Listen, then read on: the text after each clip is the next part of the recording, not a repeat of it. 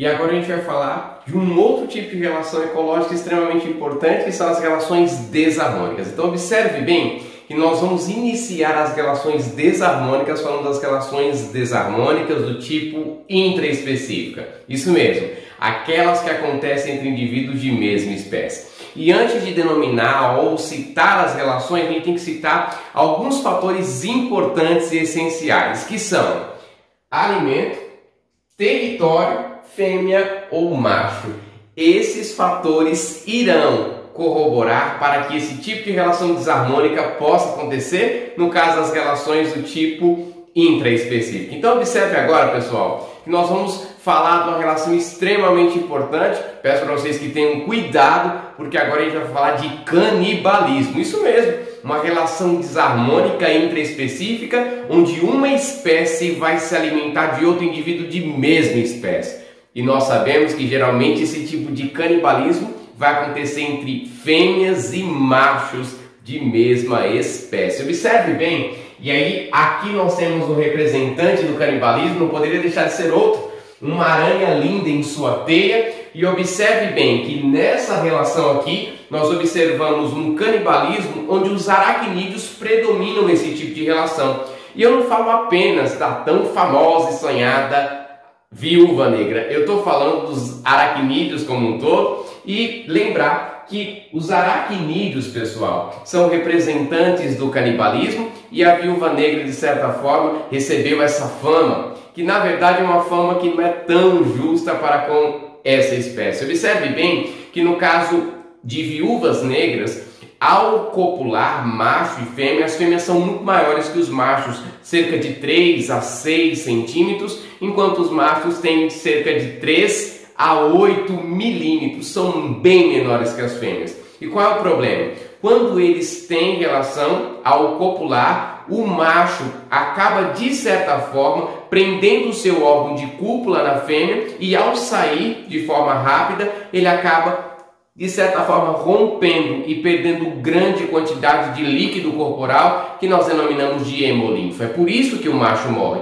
E nem sempre, pessoal, a fêmea vai se alimentar do macho. Muitas vezes a fêmea vai cobrir esse macho em suas teias, e observe bem que ao cobrir o macho, ela vai guardar aquele macho para que quando os seus filhotes venham nascer, eles tenham uma reserva de alimento, para que eles possam realmente garantir que aquela espécie vai perpetuar. É um caso muito importante. Também tem exemplos de canibalismo entre caranguejeiras, aranhas, que por sua vez também são maiores que o macho, denominado dimorfismo sexual.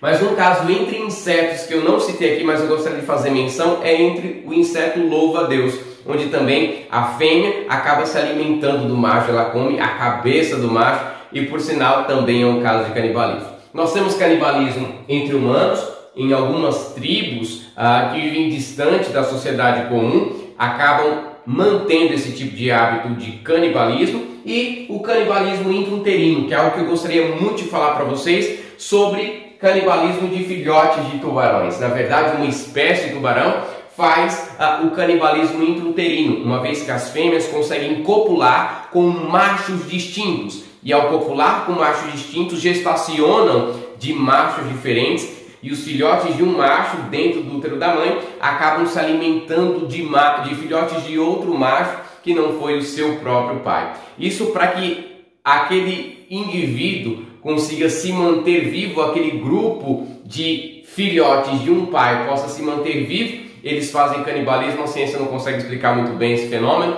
mas é um processo que nós denominamos de canibalismo intrauterino. Um outro tipo de relação também desarmônica, do tipo também relação intraespecífica, é a relação de competição intraespecífica. Na verdade, um dos exemplos maiores é a briga entre leões e leões, e o filme O Rei Leão retrata isso muito bem, quando Scar assassina seu irmão, e lá no filme O Rei Leão, Simba, o filhote, acaba fugindo para que não possa ser morto por Scar, e volta depois que ele é o rei, né? O Rei Leão, um animal adulto, forte, e ele acaba de certa forma tomando conta do reino de seu pai ao matar Scar. Observe bem aqui que que esse é um tipo de relação também de competição intraespecífica. Nós temos uma relação entre galos e galos também, intraespecífica de competição, e no caso de galos e galos, a competição vai ser não mais por alimento, mas nesse caso por território e por fêmea. Nós sabemos que um galo, ele é o macho alfa daquele galinheiro, ele não aceita que outro entre ali.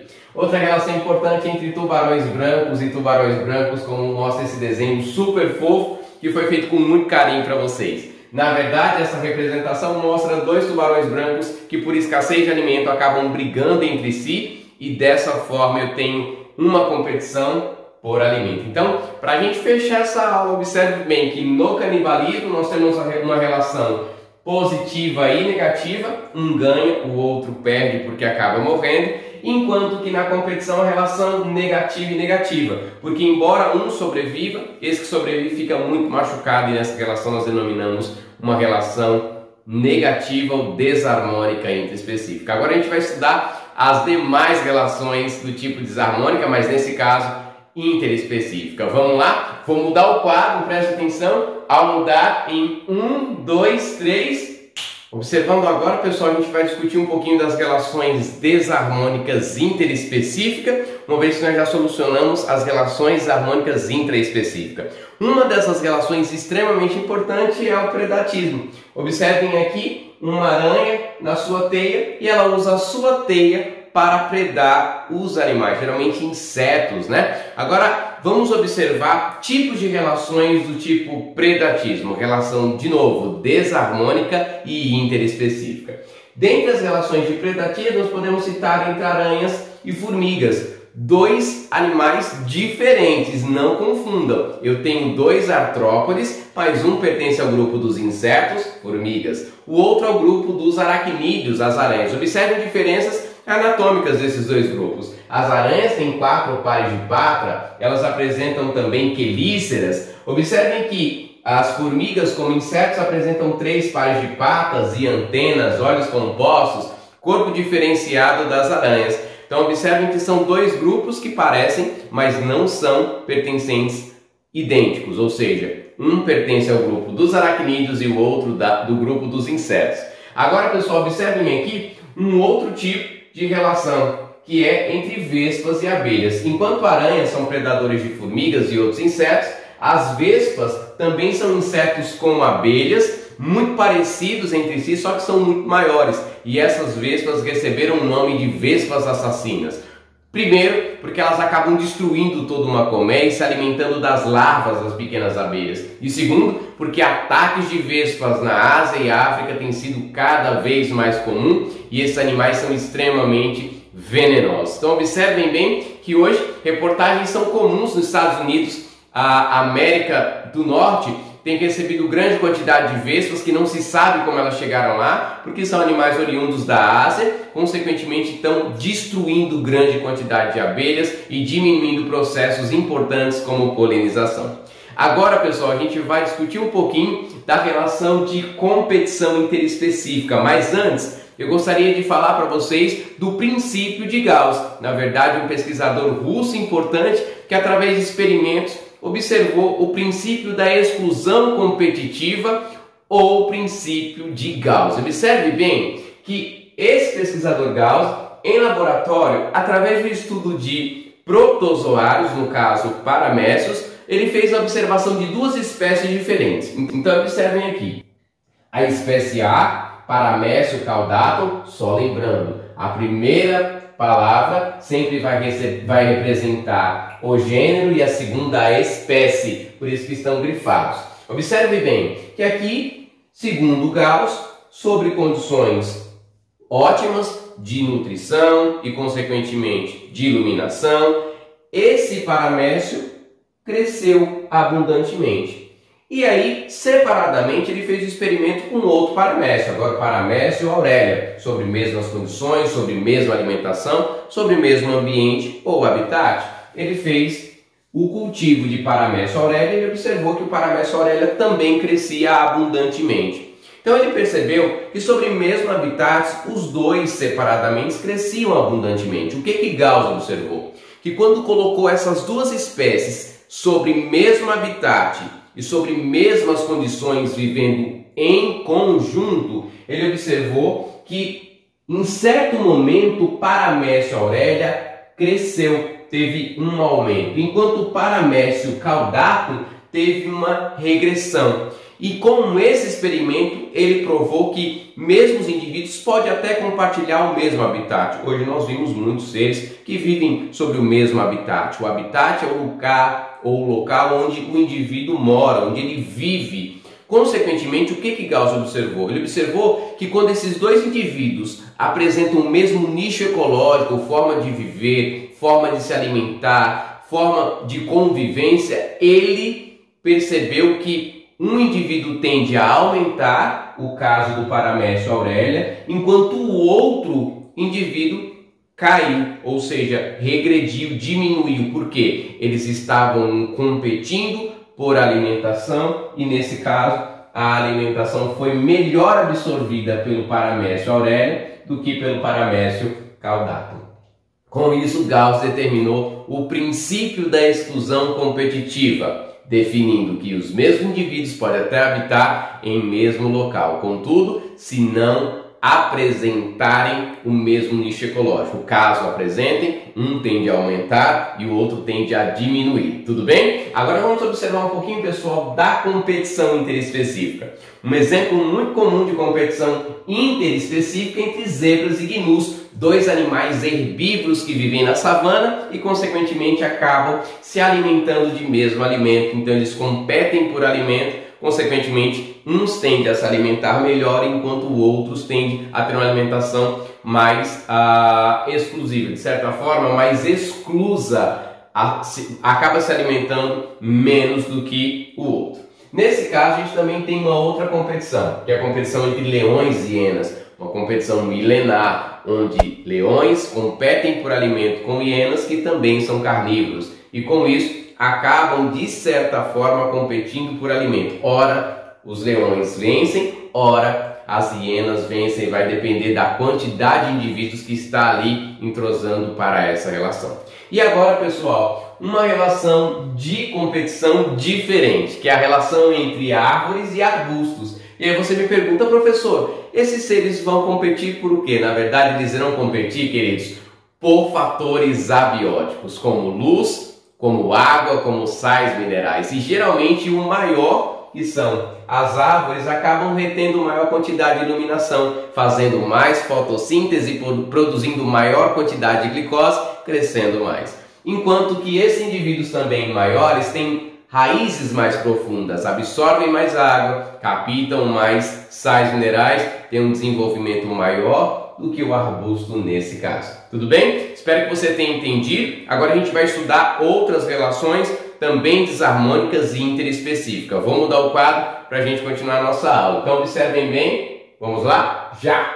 Outra relação extremamente importante do tipo desarmônica e interespecífica é o parasitismo e o amensalismo. Então vamos entender como se denomina o parasitismo. É importante, pessoal, quando falar em parasitismo, lembrar que essa relação envolve um indivíduo que depende de outro para sobreviver. Nesse caso, o parasita depende do seu hospedeiro para que ele possa sobreviver e, dessa forma, retirar os seus nutrientes, o seu alimento, parasitando esse outro indivíduo que, consequentemente, vai sofrer os danos. É importante lembrar também que no parasitismo nós vamos ter duas classes: o endoparasita, que é aquele parasita que vive dentro do corpo, e o ectoparasita, que é aquele parasita que vive fora do nosso corpo. Uma observação importante, pessoal, com relação ao parasita, é importante lembrar que no caso dos endoparasitas ele pode ser tanto visceral, vivendo nas nossas vísceras, como sistema digestório, respiratório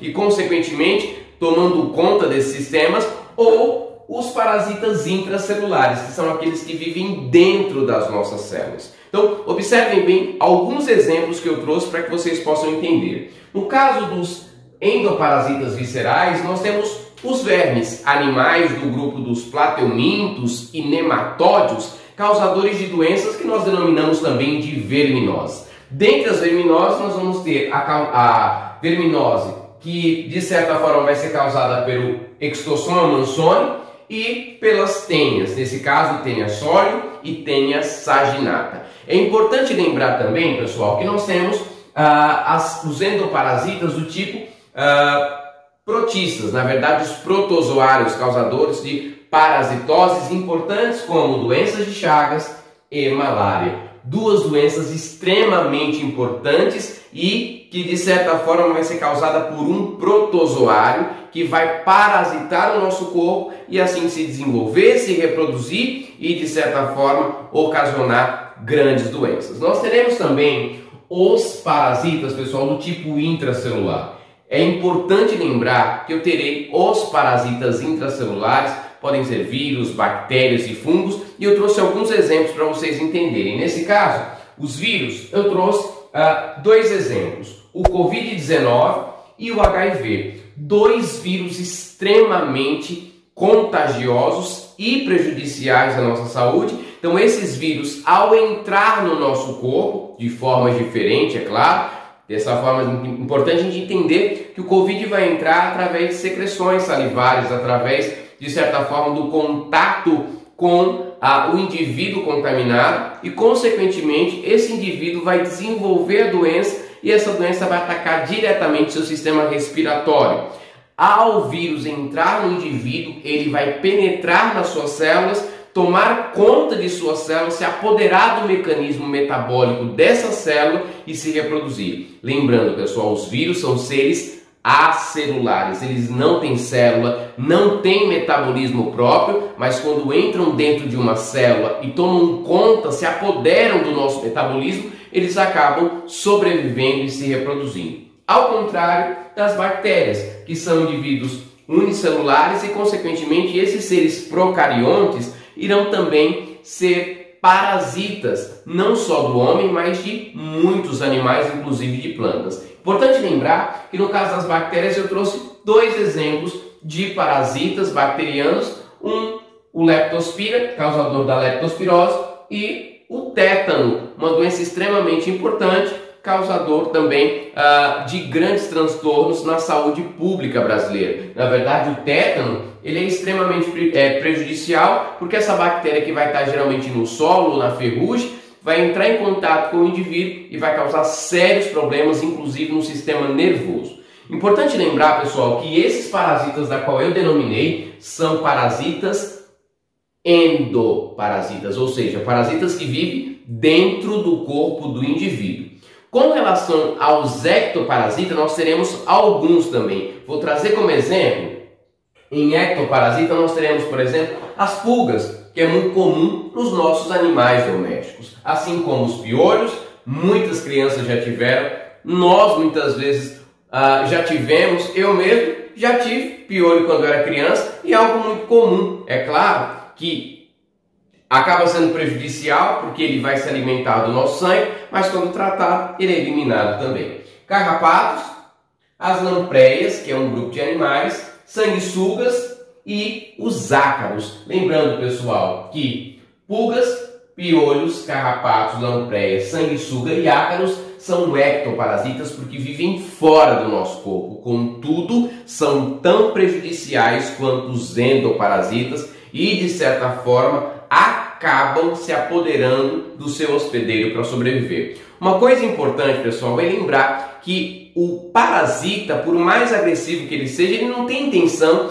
de matar o seu hospedeiro, embora isso muitas vezes pode acontecer. Mas nós temos que entender que se esse indivíduo sobreviver por muito tempo ali, se hospedando no seu hospedeiro, ele vai se alimentar, se nutrir, vai viver ali, porque a intenção dele é se manter vivo e não matar o seu hospedeiro, embora a gente saiba que em muitos casos pode acontecer de morte do indivíduo por conta do seu parasita. Tudo bem? Agora a gente vai entender um pouquinho sobre o amensalismo. Observem bem que, ao contrário do parasitismo, o amensalismo é quando nós temos, de certa forma, o indivíduo vai secretar uma substância que vai inibir ou, de certa forma, prejudicar o crescimento ou desenvolvimento de uma outra espécie. Um exemplo muito bacana de amensalismo é entre fungos e bactérias. Na verdade, um dos primeiros antibióticos, a penicilina, foi, de certa forma, descoberta por um fungo, penicílio, e esse fungo inibe o crescimento de um grupo de bactérias. Então observem só que desse fungo foi feito o medicamento da qual nós conhecemos, o antibiótico penicilina, e esse antibiótico vai inibir o crescimento de bactérias. Esse é um caso muito comum e clássico do amensalismo. Um outro exemplo de amensalismo é o amensalismo que um tipo de planta, o eucalipto, irá promover sobre gramíneas, na verdade, sobre muitas espécies de plantas e não apenas da família das gramíneas. É importante lembrar, pessoal, que esse eucalipto ele vai liberar uma substância, consequentemente essa substância vai inibir que outras plantas venham nascer ao seu redor e ele consegue sobreviver naquela área, absorvendo todo o nutriente e se mantendo vivo e estável, tá bem? Então um outro exemplo também que eu gostaria de chamar a atenção de vocês é um fenômeno que acontece na natureza graças a fatores também antrópicos, que são os dinoflagelados ou as microalgas. Para quem não lembra, pessoal, na verdade, alguns fatores abióticos acabam interferindo a estabilidade desse grupo de indivíduos. Algumas algas microscópicas, que são esses dinoflagelados, acabam por morrer e ao morrer eles liberam grande toxina nos mares, nos oceanos. Em consequência disso, formam um tapete de dinoflagelados tóxicos e esses dinoflagelados, ao liberar essa toxina, acabam matando muitos moluscos, peixes, além de muitos outros organismos marinhos. É importante lembrar, pessoal, que no amensalismo, olha só, no amensalismo, uma espécie inibe ou acaba matando, impedindo o crescimento de outras espécies. Só para a gente reforçar, lembrar que o parasitismo é uma relação mais-menos, onde o parasita acaba sendo beneficiado e o hospedeiro prejudicado. Isso é muito importante. Enquanto que no amensalismo nós temos uma relação menos zero. Nesse caso, o indivíduo amensalista, ao liberar a toxina, ele não está sofrendo nenhum prejuízo. Contudo, ele também não tem nenhum ganho.